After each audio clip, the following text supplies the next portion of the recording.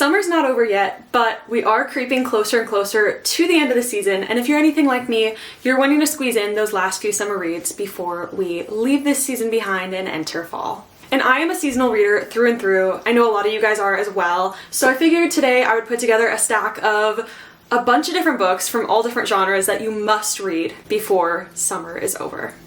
I have it split up into genres as best as I can. We have over 20 books here, and they all just give off that summer vibe, that perfect sitting out in the sun at the beach, laying out for hours, and just binge reading a book. So I'm excited to show you. Let's get right into all these books. We are starting off with fiction. This is fiction mixed with horror, mystery, thriller, fantasy. It's essentially anything that's not romance or YA. The first one we're going to start with is Malibu Rising by Taylor Jenkins Reid. This is part of the same universe as Daisy Jones and the Six, The Seven Husbands of Evelyn Hugo, etc., etc., but this one is your most summery read you're going to find in her entire universe. It is set literally in Malibu at a giant mansion. There's a giant party that's thrown and you are spending some summer nights out at the beach. It is just like such a great peak summer book, and I think it would be perfect to read before the season ends.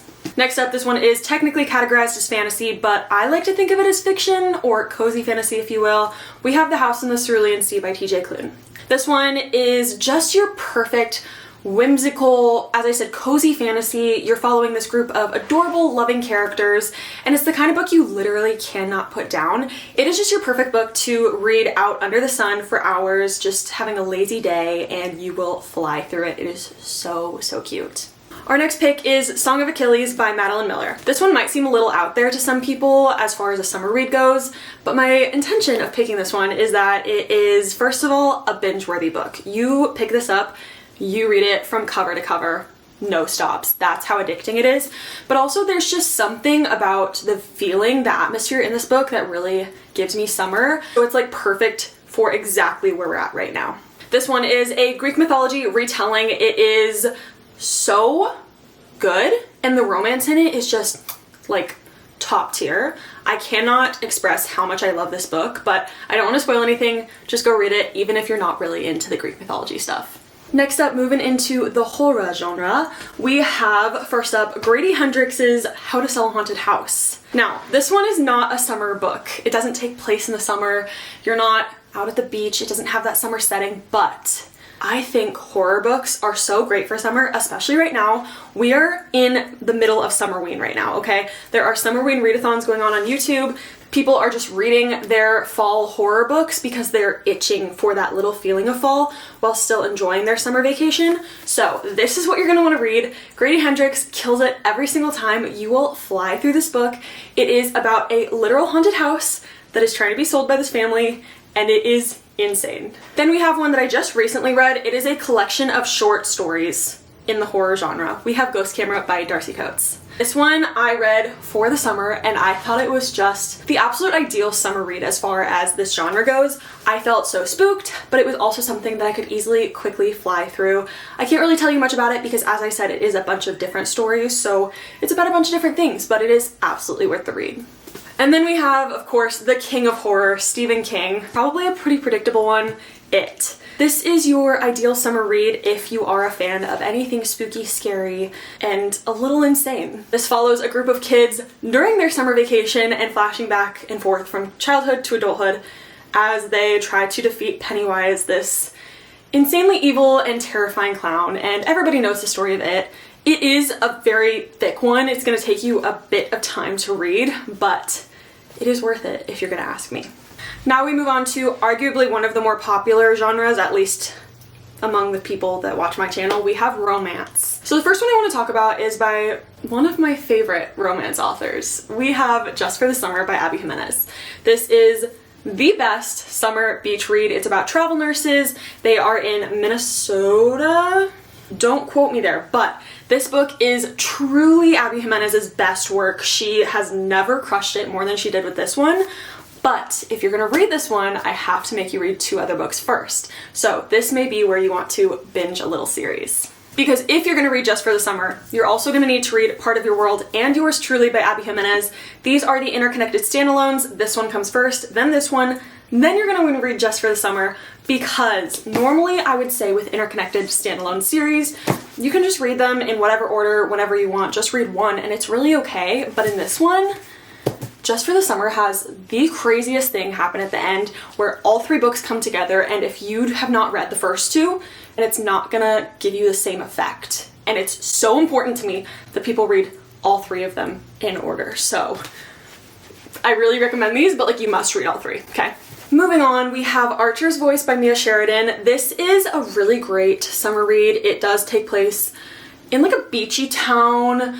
There is a little bit of a mystery. There is some romance, obviously, because it is a romance book, but it kind of gives Safe Haven by Nicholas Sparks, one of my favorite movies, but like more romancy, and obviously it doesn't have the same twist. It's a different book, but it gives the same vibes, and if I can find anything that makes me feel like I'm watching Safe Haven, I'm gonna be happy. So really, really good one.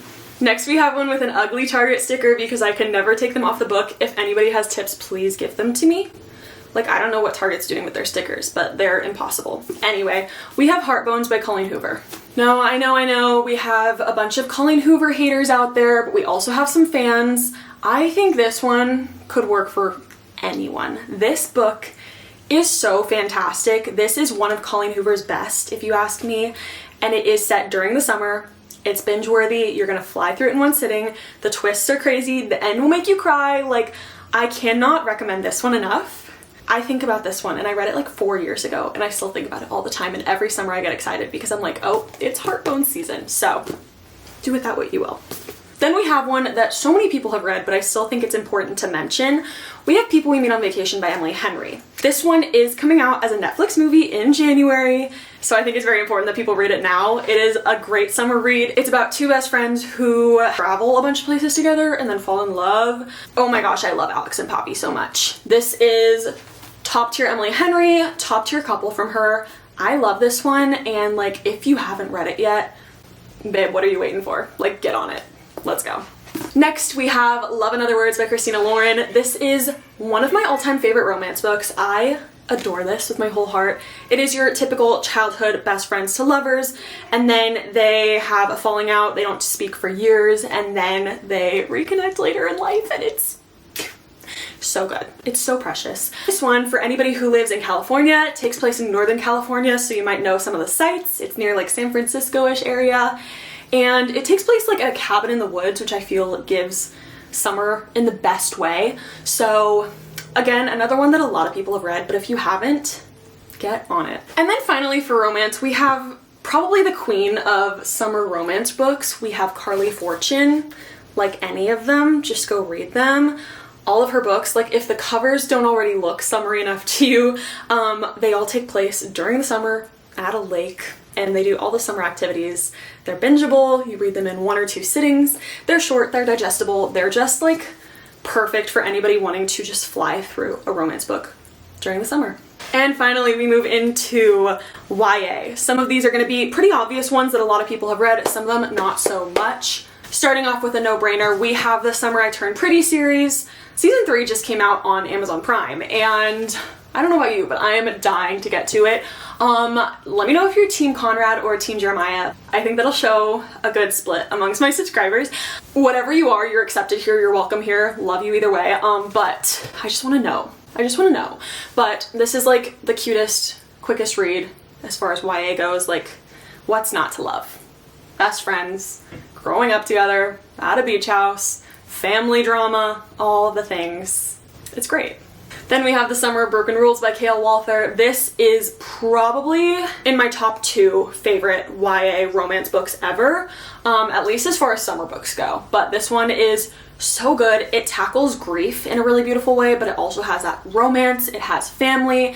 It's on Martha's Vineyard, which is such a fun setting, and they have this whole summer thing with their whole family as they're there for a wedding. They play all these games. We have a sister mourning the loss of her sister, but really just like showing that, as I said, in a beautiful way. It's a great book. It's a great book. And the male main character is so sweet. He's such a great guy. I love when the male main character in a romance is just the best. So this one's great if you haven't read it. Then we have two books from an author that I don't talk enough about on here. She is genuinely one of my favorite authors ever, probably my favorite YA author, starting with my hands down favorite YA book, Second Chance Summer by Morgan Matson. This is another book that tackles grief but also has some romance in it. It is spent at, again, a cabin in the woods. It's like a summer camp type setting, but like, it's so good.